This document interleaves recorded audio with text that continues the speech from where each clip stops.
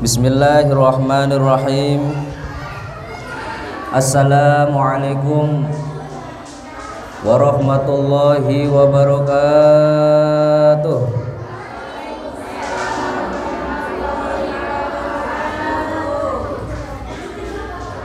Alhamdulillah, wassalatu wassalamu ala rasulillah Sayyidina Muhammad ibn Abdillah wa ala alihi wa sahbihi wa mawala wa la hawla wa la quwata illa billah. Ashhadu an la ilaha illallah wahdahu la syarikalah wa ashhadu anna sayyidana wa nabiyyana Muhammadan abduhu wa rasuluh. Allahumma salli wa sallim wa barik ala sayyidina Muhammadin al-fatih lima ughliq wal khatimi lima sabaq nasiril haqqi bil haqqi wal hadi ila siratikal mustaqim wa ala alihi wa ashabihi haqqa qadrihi wa miqdarihil azim. Amma ba'du. Faqalallahu ta'ala fil Qur'anil Karim, a'udzu billahi minasy syaithanir rajim. Bismillahirrahmanirrahim. Ara'aital ladzi yukadzibu bid-din fadzalikal ladzi yad'ul yatim. Shadaqallahul azim. Wa qala Allah ta'ala aidan fi ayatin ukhra, a'udzu billahi minasy syaithanir rajim. Subhanalladzi asra bi 'abdihi lailan minal masjidil harami ilal masjidil aqsa alladzi barakna haulahu linuriyahu min ayatina innahu huwas samiul basir. Wa qala nabiyyu sallallahu alaihi wasallam, ana wa kafilul yatimi fil jannati hakadza. Shadaqallah wa shadaqa Rasulullah sallallahu alaihi wasallam. Yang sama-sama kita hormati dan kita muliakan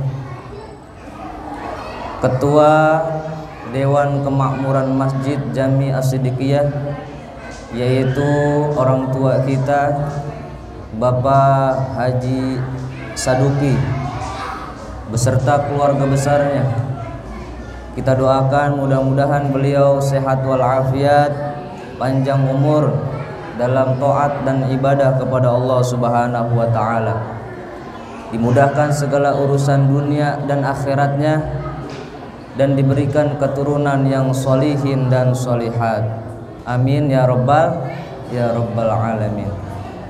Dan juga salam ta'zim kita sampaikan kepada guru kita yang pada hari ini belum bisa hadir di tengah-tengah kita. Kita doakan mudah-mudahan diberikan sehat walafiat, panjang umur. Dan kita doakan terkhusus untuk putranya yang kedua, yaitu Omar, yang sedang kurang baik kondisinya. Mudah-mudahan Allah berikan kesembuhan, Allah berikan kesehatan, dan bisa beraktivitas, berkomunikasi seperti sedia kala. Amin ya rabbal alamin. Dan juga yang kami hormati guru saya dan guru kita semua, yaitu Akhinal Fadil Al-Ustadz Edi Hamdi WHD, mata'anallahu fi tuli hayatih wa nafa'ana bi ulumih fid darain. Amin ya rabbal alamin. Semoga panjang umur, sehat walafiat, murah rizki, dimudahkan urusannya, ditambahin anaknya. Amin ya rabbal alamin. Banyak anak, banyak rezeki. Dan salah satu banyak anak itu dibanggakan oleh Rasulullah Shallallahu Alaihi Wasallam nanti pada hari kiamat. Makanya ada program cukup 2 saja tolak, tidak sesuai dengan sunnah Nabi. Ya Nabi kita yaitu Nabi Muhammad Shallallahu Alaihi Wasallam. Nabi perintahkan banyakin keturunan. Kalau banyak anak bingung biayainnya. Sekolah sekarang mahal-mahal, ekonomi agak sulit, sembako harganya melangit. Kalau banyak anak bagaimana? Kalau kita punya pikiran, punya prinsip seperti itu, apa bedanya dengan orang-orang yang tidak punya iman kepada Allah Subhanahu wa taala? Kita Allah titipkan iman dalam hati untuk meyakini Allah Subhanahu wa taala itu adalah Ar-Razzaq, yang maha memberi rizki, Al-Qayyum, yang maha mengurus semua makhluknya. Jangan takut, jalan aja. Guru kita Ustaz Edi kalau pakai logika kerjanya apa? Anaknya sekolah 3, yang paling tua sekarang kelas 9 SMP IT di Asidikiyah dan lagi mondok. Mudah-mudahan ilmunya bermanfaat, barokah, berprestasi, tidak pernah nunggak. Apa emang orang dalam? Tetap sama dengan yang lain, motor punya, rumah punya, ada AC-nya lagi, anak jajan gak kurang-kurang. Itu bagaimana?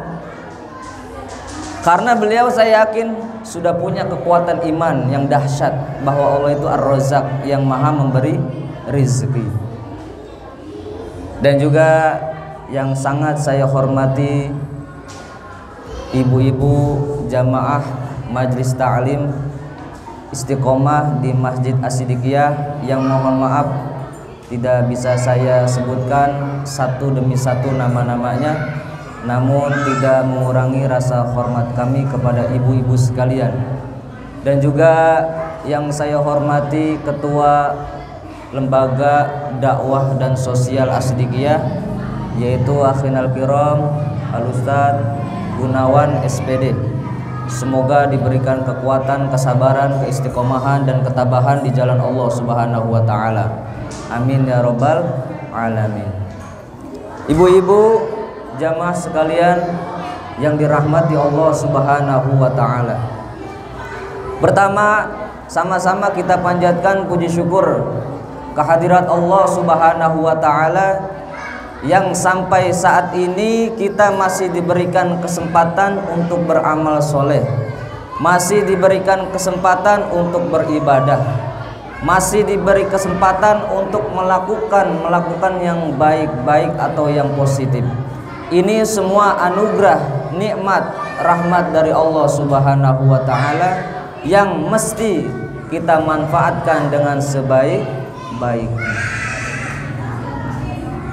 Yang kedua kalinya, sholawat teriring salam semoga tercurahkan kepada Nabi kita, yaitu sang revolusioner Islam sejati, panutan, idola dunia dan akhirat kita.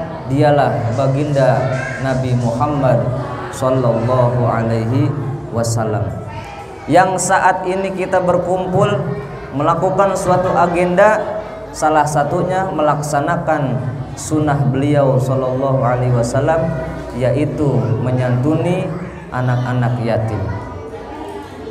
Sehingga Rasulullah Sallallahu Alaihi Wasallam bersabda, apa yang disabdakan beliau? Ana wa kafilul yatim fil jannah hakaza.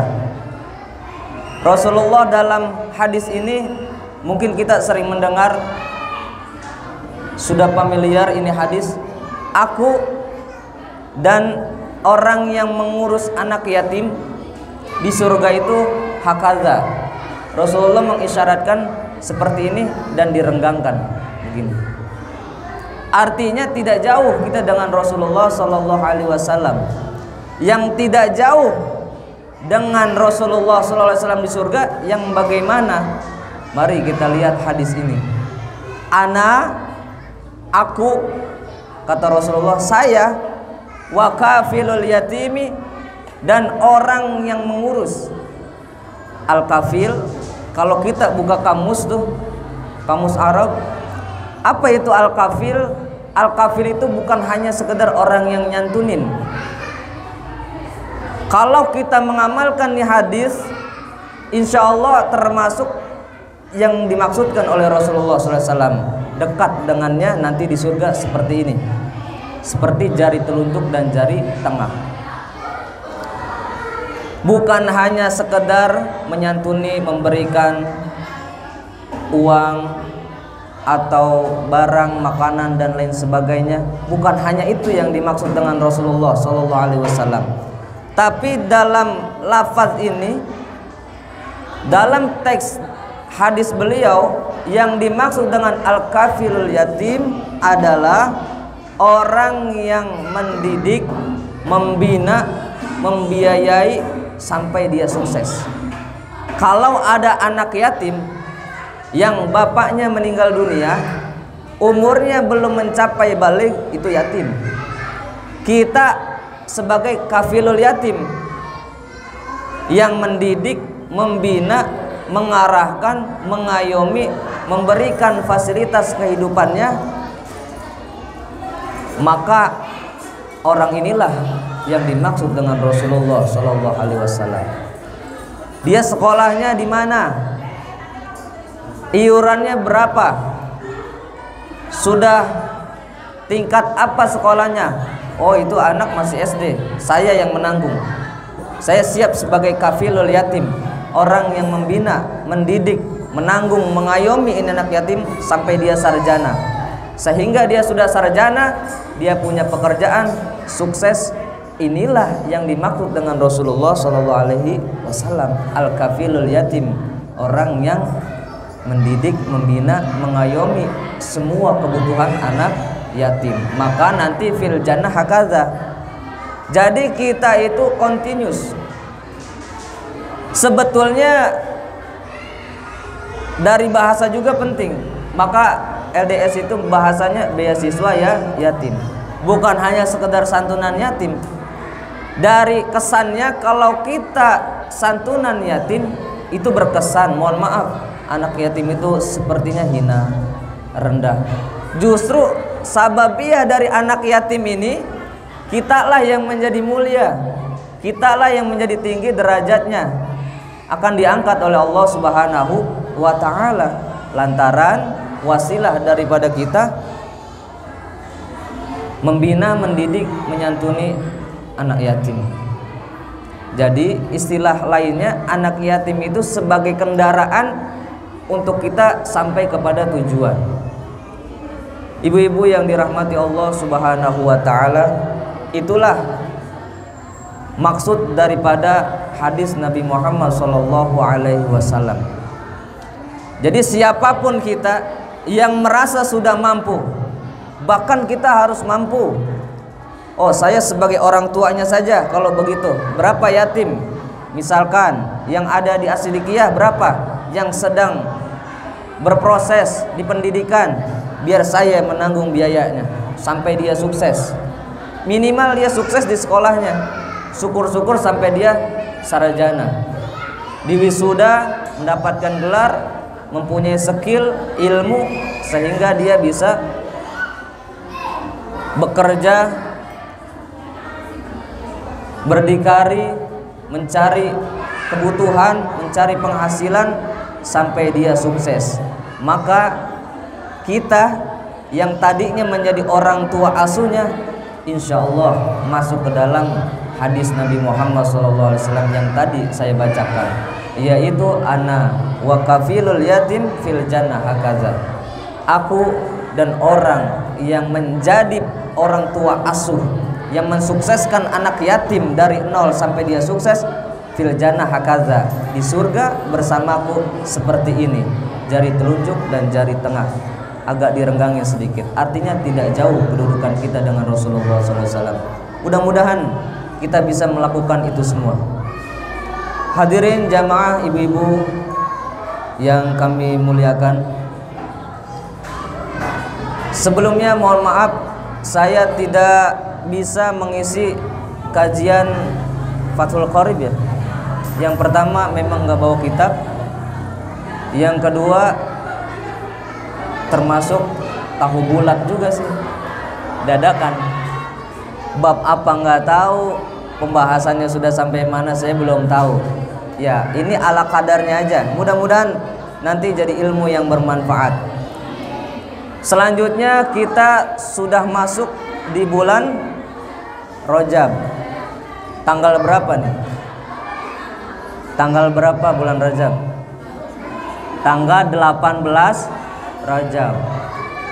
Kalau Masehinya tanggal 9 Februari 2023. Kalau Hijriahnya tanggal 18 Rajab 1444 Hijriah. Sama kita ketahui bahwasannya di dalam bulan Rajab ini ada sebuah peristiwa yang sangat dahsyat, bahkan sampai Allah abadikan di dalam Al-Quran. Ayatnya mungkin kita semua hafal. A'udzubillahi minasyaitonirrajim. Bismillahirrahmanirrahim. Subhanalladzi asra bi'abdihi lailam minal masjidil harami ilal masjidil aqsa alladzi barakna haulahu linuriyahu min ayatina innahu huwas samiul basir. Ini ayat luar biasa. Mari kita perhatikan, kita kupas secara singkat saja. Yang pertama, ayatnya berbunyi subhana, kalimat tasbih, kalimat mensucikan Allah. Kalau dalam ayat di dalam Al-Quran yang dibuka itu ayat dengan kalimat subhan, dengan kalimat tasbih, berarti menunjukkan ada peristiwa besar, ada hal yang otak itu tidak sanggup untuk menalarnya. Maka dibukalah itu ayat dengan subhanalladzi asra bi'abdihi lailam minal masjidil harami ilal masjidil aqsa. Dibuka dengan kalimat subhan, maha suci Allah. Alladzi asra bi'abdihi, alladzi asra, zat yang telah memperjalankan. Siapa yang diperjalankan oleh Allah Subhanahu wa taala yang maha suci? Bi'abdihi, yang dijalankan oleh Allah adalah hambanya. Siapa hambanya yang dijalankan oleh Allah? Mana wujudnya? Dialah Nabi Muhammad sallallahu alaihi wasallam. Dalam ajaran Islam ada ilmu yang namanya usuluddin dan ada yang namanya furu'uddin. Yang ini kita mesti tahu dasarnya. Ada usuluddin, ada furu'uddin. Ada pokoknya agama, ada cabangnya agama. Kalau pokok, kalau usuluddin itu tidak boleh berbeda, karena usuluddin berkaitan dengan akidah, berkaitan dengan keimanan kita, ketauhidan kita kepada Allah Subhanahu wa taala. Siapa saja orang yang mengucapkan la ilaha illallah Muhammadur Rasulullah, maka harus sama dalam soal usuluddin.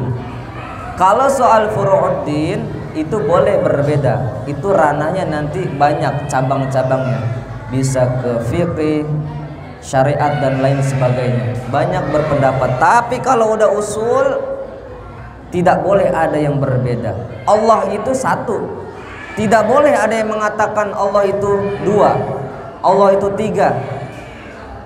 Bagaimana kalau Allah berbilang? Yang satu misalkan pengennya malam, yang satu pengennya siang.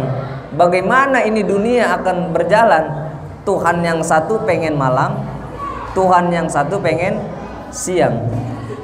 Tuhan yang satu berkehendak malam, Tuhan yang satu berkehendak siang. Enggak sinkron nih Tuhan. Masa Tuhan berdebat? Nah, dalam soal usul tidak boleh berbeda. Allah satu. Siapapun ilmunya setinggi apapun tetap Allahnya satu. Yang saya mau kedepankan di sini adalah tentang ayat ini. Subhanalladzi asra bi 'abdihi. Maha suci Allah yang memperjalankan hambanya. Nah, yang dimaksud abdihi di sini adalah Nabi Muhammad SAW. Pertanyaannya, diperjalankannya Nabi Muhammad itu dari mana ke mana? Minal masjidil harami ilal masjidil aqsa. Dari mulai Masjidil Haram ke Masjidil Aqsa. Itu perjalanannya horizontal dulu. Tapi kita nggak ke situ dulu. Yang kita bahas nih abadihinya ini. Hamba Allahnya ini nih. Nabi Muhammad SAW-nya. Pertanyaannya apa? Nabi Muhammad diperjalankan atau diisrokan, itu jasadnya apa ruhnya? Kalau dalam usuluddin semua meyakini, apapun kalangannya, apapun pahamnya, meyakini bahwa ada peristiwa Isra wal Mi'raj. Itu usuluddin. Tidak boleh ada yang berbeda. Apapun kepercayaannya, mazhabnya apapun, imamnya siapapun, tetap ini tidak boleh berbeda. Isra Mi'raj itu ada, titik, sama semua rata, nggak ada yang berbeda. Nah, nanti masalah yang diperjalankan Allah sampai ke Sidratul Muntaha itu ruh apa jasad? Nah, ini masuknya ke furu'uddin, ke cabangnya agama. Tidak apa-apa berbeda. Nggak usah gontok-gontokan, nggak usah debat-debatan, nggak usah saling caci maki. Karena ini ranahnya bukan usul, ini ranahnya furu'. Ada yang mengatakan ruhnya saja, ada yang mengatakan ruh dan jasad.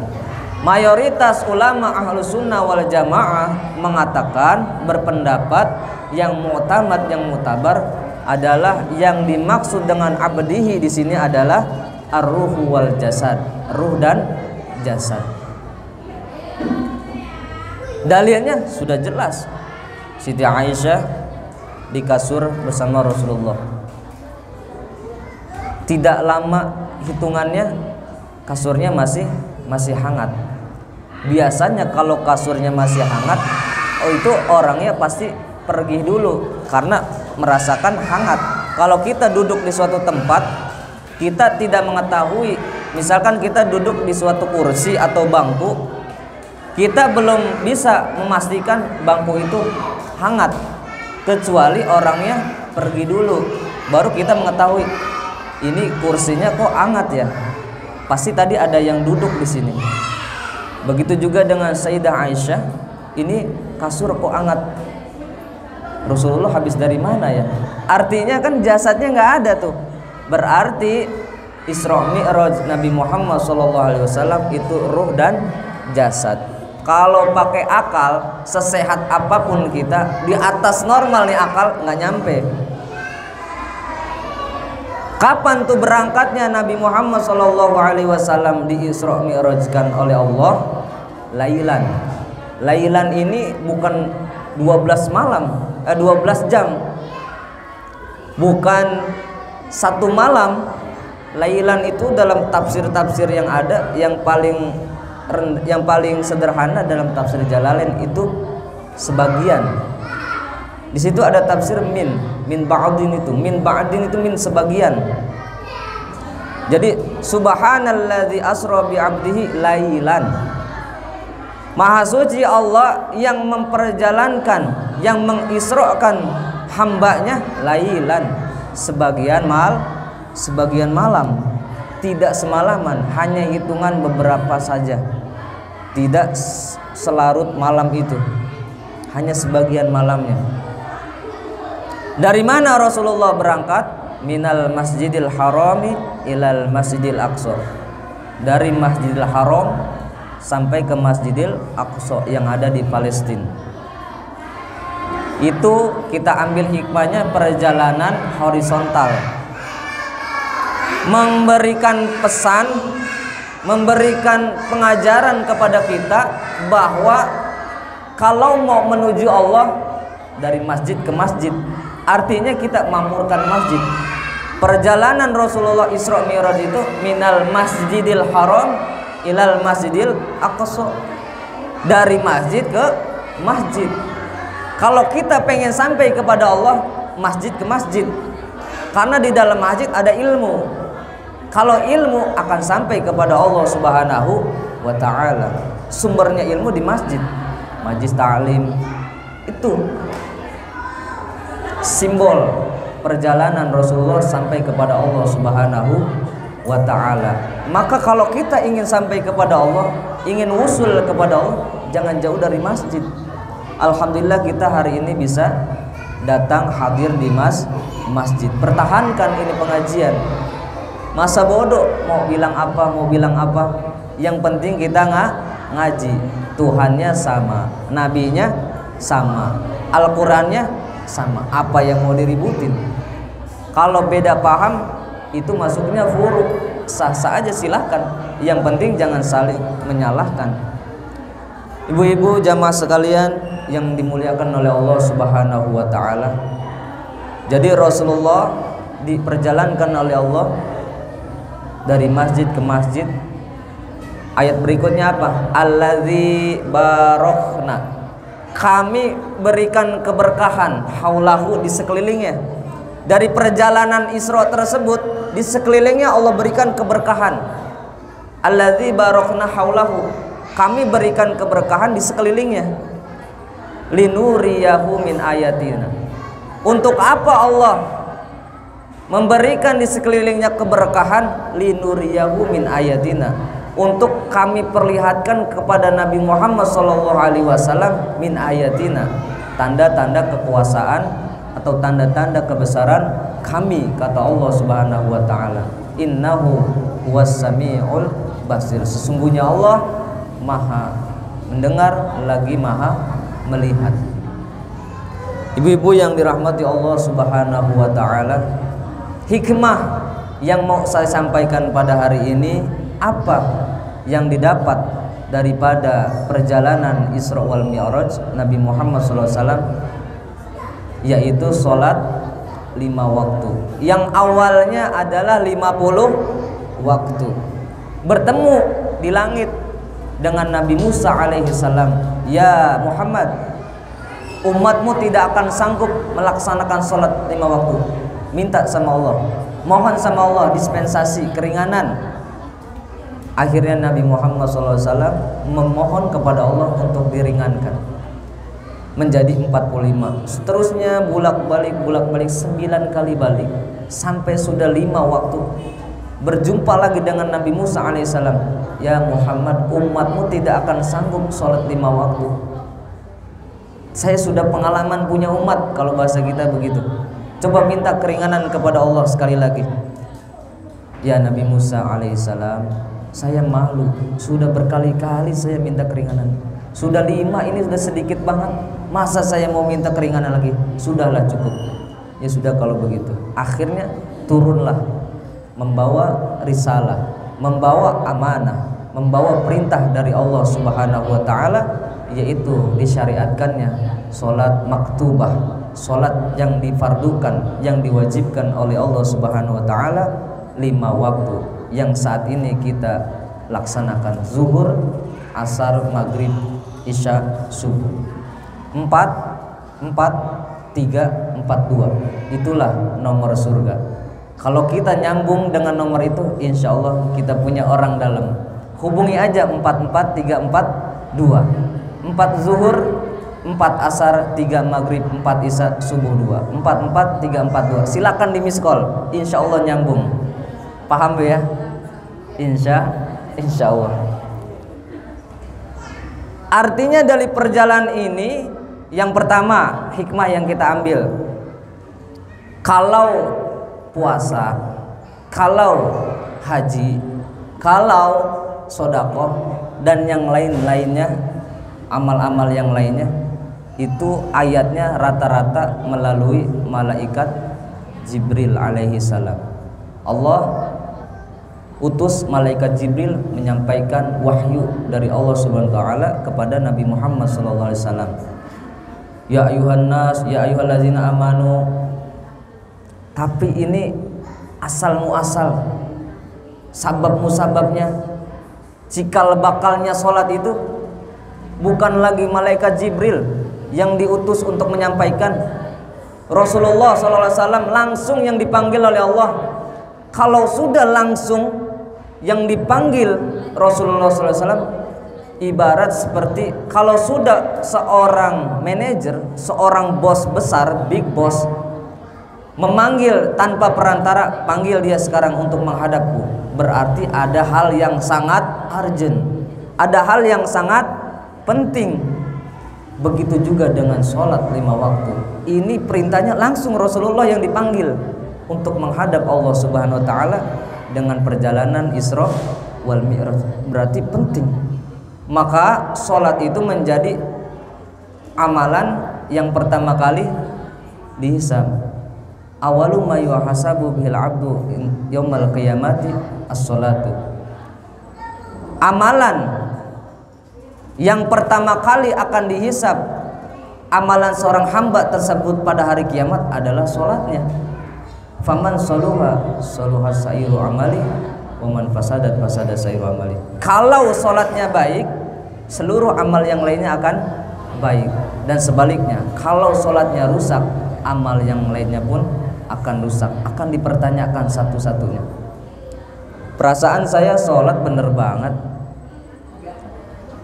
Perasaan, jangan pakai perasaan sholatnya. Mari kita teliti. Saya mau tanya sama ibu-ibu, kita mau sholat, sebelum sholat syaratnya apa dulu? Bersuci. Apa yang mesti disucikan? Pakaian, badan, dan tempat. Kita ambil contoh, sebelum kita sholat yang mesti kita bersihkan adalah badan kita dengan cara berwudu. Kita berwudu pakai apa, Bu? Pakai air. Air itu dari mana? Dari langit apa dari bumi? Dari dalam bumi. Bisa keluar itu air sampai atas, sampai ke keran untuk keluar air, itu pakai alat apa tuh?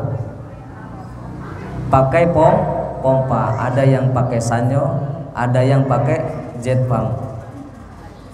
Itu sanyo, itu jet pump bisa hidup dengan apa? Dengan tenaga listrik. Nah, listriknya ini dari mana? Apa ngonek biar nggak bayar token, nggak pakai token, nggak setor listrik? Nah, sedetail itu kita mau melaksanakan sholat. Belum lagi yang kita pakai untuk menghadap Allah. Kita pakai, ibu-ibu pakai mukena. Mukena beli di mana? Belinya pakai apa? Pakai uang, pakai duit, pakai fulus. Itu hasilnya dari mana? Dapatnya dari mana? Dengan cara apa dapatnya? Itu maksudnya. Nah, kalau sholatnya baik, maka dinyatakan amal yang lain pun ikut baik. Sedetail itu. Barang yang masuk ke dalam perut kita itu dari mana? Sehingga kita bawa sholat. Kalau kita dapat ayam yang kita makan, itu ayamnya dari mana? Dari pasar misalkan. Di pasar motongnya bagaimana? Apa baca bismillah dulu enggak? Kadang ada yang sambil ngerokok main potong-potong aja tuh ayam, ceblusin tuh ke dalam ember, ke dalam tong yang gede, ke air panas, baca bismillah. Saya pernah nyaksiin dan saya protes sama tukang potong ayam di Pasar Elok. Waktu baru keluar dari santri, sedang semangat-semangatnya, disuruh sama orang tua antar ke pasar, motong ayam, bawa ayam dari rumah, potongin di pasar, biar sekalian bulunya dicabut. Saya perhatikan, itu mohon maaf sambil ngerokok, badannya bertato, nggak pakai baju lagi, pakai daleman doang. Ayam sekali dua lehernya diputer, Ini mohon maaf rokok di sini ngebul, cek, lemparin. Saya nggak enak, ganjel di hati. Akhirnya saya samperin baik-baik. Basa-basi, Mas dari mana Mas? Saya dari Lampung.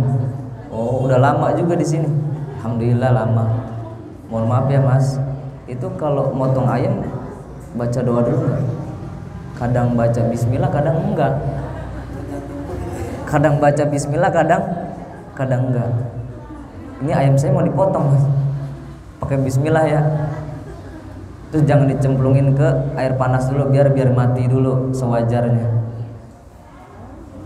Kita mau makan ayam, ayamnya dari mana, cara motongnya bener apa enggak, masuk ke dalam tubuh kita jadi daging, dibawa sholat. Sholatnya bagaimana nanti menghadap Allah. Semua yang kita gunakan dalam jasad kita ini diperhitungkan kalau mau menghadap Allah Subhanahu wa taala dalam keadaan sholat. Makanya dinyatakan kata Rasulullah SAW, kalau udah sholatnya baik, amal yang lain baik. Nah itu menjadi PR buat kita semua. Jadi yang pertama dari Isra Mi'raj kita dapat perintah yaitu sholat 5 waktu. Sholatnya kita agar perbaiki. Masalah khusyuk mah masing-masing dah. Khusyuk mah nggak bisa dijelasin, cuma bisa dirasakan. Kalau dijelasin takut nggak percaya orang. Khusyuk itu bukannya fokus, bukannya konsentrasi, bukannya nggak ngedenger apa-apa. Kalau kita nggak ngedenger apa-apa lagi sholat, itu bukan khusyuk, budeg namanya. Orang nggak ngedenger apa-apa berarti orang apa? Orang budeg. Khusyuk itu bainat tawadu wal khudu, bainal khudu wa tawadu, itu khusyuk. Antara rendah hati dan merendahkan kehatiannya. Gimana jelasinnya ya? Konsentrasi kita disertai dengan kerendahan hati di hadapan Allah, itu khusyuk. Bukan nggak ingat apa-apa. Kalau nggak ingat apa-apa hilang akal, nggak sah sholatnya, hilang akal. Nah, ini hikmah daripada perjalanan Rasulullah SAW menghadap Allah Subhanahu Wa Taala. Namanya perjalanan itu jangan dibayangin sampai Sidratul Muntaha di atas bu ya. Ini akidah kita mesti lurus juga. Rasulullah horizontal, vertikal tuh. Mustawa, rafraf, Sidratul Muntaha, sampai kepada Allah, bukan di atas. Allah tidak bertempat, tidak berarah. Allah tidak bertempat dan tidak berarah. Artinya apa itu ke atas? Allah itu emang maha tinggi, Allah itu memang maha luhur. Tidak bisa kita ukur dengan akal kita. Setelah Rasulullah malamnya di Isra Mi'rajkan, akhirnya menyampaikan tuh amanah kepada umat, naik ke atas bukit, sampaikan, wahai seluruh manusia penduduk Mekah, semalam saya mendapatkan perintah dari Tuhan saya, Allah Subhanahu wa Ta'ala, Tuhan yang menciptakan seluruh langit dan bumi beserta isinya. Saya diperintahkan untuk menyampaikan syariat sholat 5 waktu. Apa kata orang-orang yang benci dengan Nabi Shallallahu Alaihi Wasallam? Di antaranya Abu Lahab, Abu Jahal, sama abu-abu yang lain. Sahabat Nabi Shallallahu Alaihi Wasallam banyak juga di situ. Ada yang baru ikut Nabi, baru beriman, masuk Islam, mengucapkan 2 kalimat syahadat, baru sama Nabi ikut dakwah, imannya masih lemah. Begitu Nabi sampaikan perjalanan sewaktu malam hari, ditolak sama Abu Lahab. Hei Muhammad, kalau bahasa kita mikir dong, pakai akalmu yang sehat. Akhirnya dia buat provokasi. Dia menjadi provokator, memprovokasi orang yang ada di sekitar waktu itu. Kalau bahasa kita, wahai masyarakat kaum Quraisy, coba kita dengarkan ya, kita pakai akal sehat kita ya. Percaya nggak tuh sama ucapan Muhammad? Kata Abu Jahal. Udah nggak ada sopan-sopannya dia mah. Percaya nggak tuh sama dia? Majnun tuh, sahir. hati-hati kamu nanti kesihir tuh. Dia tukang sihir, gila udah tuh. Na'udzubillah. Kasarnya luar biasa sama Nabi. Coba pakai bapak-bapak, ibu-ibu, nih kata Abu Jahal, kalau bahasa kitanya, pakai akal sehatnya.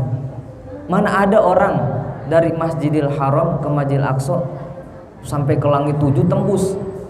Naik apa? Kita berjalan onta, pakai onta aja Masjidil Haram Masjidil Aqsa 40 hari 40 malam baru sampai. Lah ini semalaman. Terima nggak tuh akal bapak-bapak, ibu-ibu? Wah iya juga ya. Sahabat sebagian mendengar provokasi dari Abu Lahab, akhirnya keluar lagi dari Islam, murtad. Tapi di situ ada yang berperan. Siapa dia? Sayyidina Abu Bakar radhiyallahu anhu. Ditanya nih sama Abu Lahab, "Hei Abu Bakar, kamu paling dekat tuh dengan yang kamu katakan nabimu itu, sahabatmu tuh, Muhammad tuh. Sebelum terlambat, gunakan akal sehatmu. Percaya enggak tuh sama orang yang begitu mengatakan dari Masjidil Haram ke Masjidil Aqsa sampai tembus ke langit ke-7? Pakai akal sehatmu, terima enggak?" Apa jawaban Sayyidina Abu Bakar radhiyallahu anhu? "Hei Abu Lahab, jangankan peristiwa Isra Miraj ini, perjalanan yang kamu anggap itu tidak masuk akal. Lebih dari ini, selama keluarnya dari ucapan lisan Rasulullah SAW, lisannya Nabi Muhammad SAW, saya yakin 100% tanpa ada keraguan sedikit pun." Maka dari situlah Sayyidina Abu Bakar diberi gelar As-Siddiq, bukan As-Siddiq. As-Siddiq, Abu Bakar Siddiq, orang yang benar membenarkan dengan keimanannya, orang yang jujur benar dengan keimanannya. Selama yang ngomong itu Nabi Muhammad, apapun peristiwanya yang gak masuk akal, saya yakin 100% pasti benar. Karena wa ma yantiqu 'anil hawa in huwa illa wahyu yuha. Nabi Muhammad itu bertutur kata bukan didasari dengan hawa nafsu, melainkan dengan wahyu yang diwahyukan oleh Allah kepadanya. Itu ayat Al-Quran. Maka saya 100% yakin selama yang berbicara Nabi Muhammad SAW. Wah bener gila nih, kata Abu Jahal. Akhirnya sahabat sebagian makin kuat. Artinya apa? Abu Lahab sama abu-abu yang lain tuh itu menggunakan akal, mainnya logika, nggak masuk akal. Peristiwa Isra Mi'raj itu bukan akal takarannya. Peristiwa terlalu besar, akal kita terlalu kecil sehingga tidak bisa masuk. Itu takarannya iman. Maka dibantah dengan Sayyidina Abu Bakar Siddiq radhiyallahu anhu dengan keimanan. Yang satu dengan logika, yang satu dengan keimanan dan ketauhidan. Maka sebagian sahabat yang tadinya hampir-hampir terjerumus kepada kemurtadan menjadi kuat lagi. Begitulah perjuangan Rasulullah SAW menyampaikan syariat. Kita udah istilahnya semuanya ini makanan siap santap. Sudah nggak perlu menyajikan lagi, siap santap aja, nggak perlu berproses lagi, nggak perlu masak lagi. Udah semuanya udah matang semua, tinggal makan aja. Syariat sudah lengkap semua. Adapun perbedaan ikhtilafiyah, khilaf itu, furu' tidak jadi masalah. Kalau usul tidak boleh berbeda. Udah tinggal makan aja, hidup damai, rukun, nggak usah salah-salahan, nggak usah gontok-gontokan. Bapak-bapak, ibu-ibu sekalian yang dirahmati Allah Subhanahu wa taala. Udah siang ya? Mudah-mudahan ini ada manfaatnya. Kita berikan kesimpulan. Yang pertama, orang yang membina, mendidik, mengayomi sampai kesuksesan anak yatim, insya Allah di surga bersama Rasulullah SAW. Yang kedua, hikmah daripada bulan Rajab, ada peristiwa yang sangat dahsyat untuk membangkitkan spirit ibadah sholat kita kepada Allah Subhanahu wa ta'ala. Kita jaga ini sholat, kita sampaikan kepada anak-anak kita sholat, karena adalah tiangnya agama. Kalau tiangnya nggak berdiri, agama akan hancur. Kalau kita membiarkan anak tidak sholat sedangkan dia sudah balik, berarti kita sedang mendidik anak yang menghancurkan agama. Na'udzubillah min zalik. Keras, tegas, tidak apa-apa dalam urusan kebaikan. Yang terpenting ada batasan-batasan. Maka dalam syariat diajarkan kalau umur sudah 10 tahun pukul kalau dia nggak mau sholat. Artinya pukul dia dengan nasihat, arahkan dia ke pesantren, arahkan dia ke pengajian, dimanapun silahkan.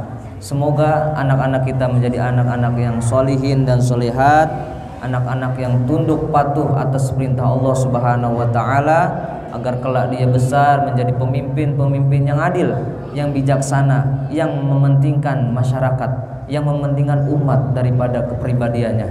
Mudah-mudahan generasi kedepannya menjadi generasi yang emas, yang membangkitkan umat Islam sehingga menjadi damai semua, sejahtera semua, menjadi negara yang baldatun thayyibatun warabun ghafur. Terima kasih atas segala perhatiannya. Mohon maaf apabila ada kesalahan dalam penyampaiannya. Khudz ma shafa wa da' ma qadar wal afu minkum wallahul muwaffiq ila aqwamit thoriq. Wassalamualaikum warahmatullahi wabarakatuh.